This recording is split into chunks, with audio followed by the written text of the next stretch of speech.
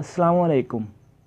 मेरा नाम बिलाल अदिल है और आज फिर आपका दोस्त आपके लिए एक न्यू वीडियो लेकर आया है। व्यूअर, 20 अक्टूबर से पहले एक ख़बर चली थी कि आपके जो सेल फ़ोन, ऐसे सेल फ़ोन जो रजिस्टर्ड नहीं है, वो 20 अक्टूबर वाले दिन बंद हो जाएंगे। तो जैसे ही 20 अक्टूबर आया तो वो सेल फ़ोन बंद नहीं हुए। उसकी वजह ये थी कि बड़े बड़े डीलरों के पास लाखों करोड़ों रुपए का माल पड़ा था।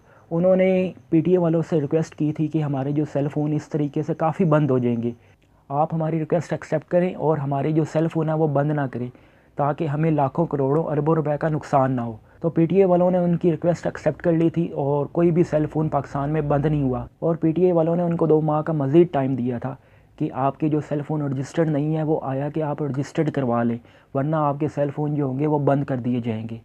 तो पीटीए वालों की एक न्यू अपडेट आई है और उसमें उन्होंने बताया है कि ऐसे सेल फ़ोन जो होंगे वो बंद होंगे जो बाहर से इंपोर्ट होते हैं, क्योंकि पाकिस्तान में महीने के हिसाब से लाखों करोड़ों जो है सेल फ़ोन बाहर से इंपोर्ट होते हैं और पाकिस्तान को ये चीज़ पसंद नहीं है।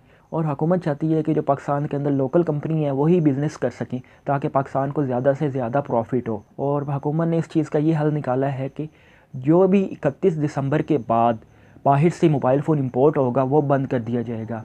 जस्ट आप उस पर गेम्स वगैरह खेल सकेंगे और इंटरनेट इस्तेमाल कर सकेंगे, उसके अलावा कॉल वगैरह उससे नहीं कर सकेंगे, क्योंकि 31 दिसंबर के बाद कोई भी मोबाइल फ़ोन पाकिस्तान में आया तो वो आते साथ ही बंद कर दिया जाएगा।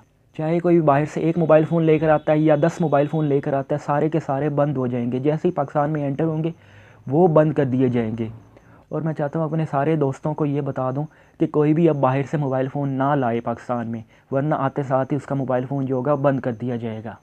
अगर व्यूअर हमारी ये वीडियो आपको पसंद आए तो हमारे इस चैनल को लाजमी सब्सक्राइब कर दीजिएगा और सब्सक्राइब करने के साथ साथ बेल के आइकन पर लाजमी क्लिक करना, ताकि मेरी न्यू आने वाली लेटेस्ट वीडियो आप तक सबसे पहले पहुंच सके।